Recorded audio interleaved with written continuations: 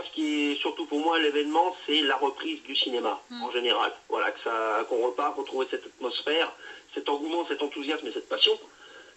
Comme bon nombre de cinéphiles, arriver dans la salle avec le papier popcorn à la main, s'installer dans un siège tranquille au calme, voir les bandes annonces, la salle s'éteint et ensuite le film qui démarre, ne serait-ce que ça déjà, pour moi ça redonnera un peu de panache, un peu d'enthousiasme. C'est très bien que tu nous parles de ces petits rituels de salle de cinéma, parce qu'on va justement clore l'émission de cette semaine, les 10 dernières minutes, avec un entretien avec une exploitante, Myriam Djebour du cinéma Les Carmes à Orléans, qui nous parle aussi très bien de ces rituels-là, de cette habitude d'aller au cinéma, et que c'est pas évidemment le même rapport que quand on regarde chez soi. Ouais. Alors, ça n'a rien à voir. De toute façon, quand on est chez soi, quand on regarde à la télé, je vois il y a pas mal de films qui sont sortis entre-temps sur VOD, sur Netflix. Non, il n'y a pas la magie. Moi, ce genre de truc, non, je préfère le vivre au cinéma. Et les petits rituels au cinéma, bah, c'est par exemple la personne qui est au contrôle des tickets. Bonjour, tenez, salle 6, première à droite.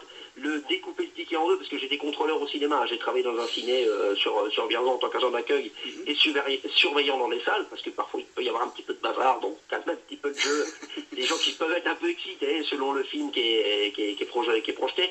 Mais non, moi ce que j'attends au niveau des films, bah, j'aimerais bien revoir la suite de Top Gun qui était prévue en 2020, Maverick, avec Tom Cruise qui est repoussé apparemment fin 2021 de cette année, en espérant que les cinémas ne vont pas refermer, parce qu'on ouvre l'année dernière, ça rouvre, ça referme, ça rouvre, ça referme. Et voilà, quoi, j'ai qu'on nous prend un petit peu pour des jambons.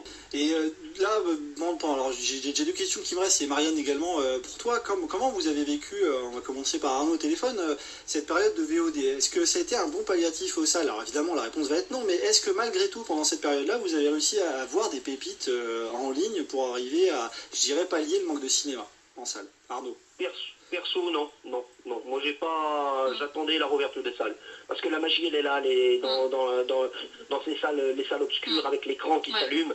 Cette musique, on voit la maison de production, que ce soit Warner ou quoi que ce soit, qui démarre à l'écran. Et ensuite, on démarre sur une musique, sur un son. Et puis, il y a une atmosphère, il y a une ambiance, il y a une magie qu'on n'a pas à la maison, qu'on n'a pas... Non, moi, c'est le cinéma pur. Hein, c'est les salles de ciné qui m'intéressent. Moi, je suis tout à fait d'accord. Je trouve que la VOD, c'est un complément au cinéma, mais c'est pas un substitut au cinéma. Ça ne remplace pas le fait d'aller au cinéma, je trouve. Voilà, oui, on est parfaitement d'accord. Et on voit qu'également, et c'est important de le rappeler, encore une fois, je renvoie vers cet entretien que vous allez entendre en fin d'émission avec une exploitante du cinéma Les Carmes à Orléans. C'est vrai que cette magie-là, c'est aussi du cinéma finalement. Et on s'en rend pas compte, et au moins cette crise-là aura permis de l'évoquer, c'est que le cinéma, c'est pas seulement juste un écran. Voilà, il y a également toutes ces interactions avec le spectateur.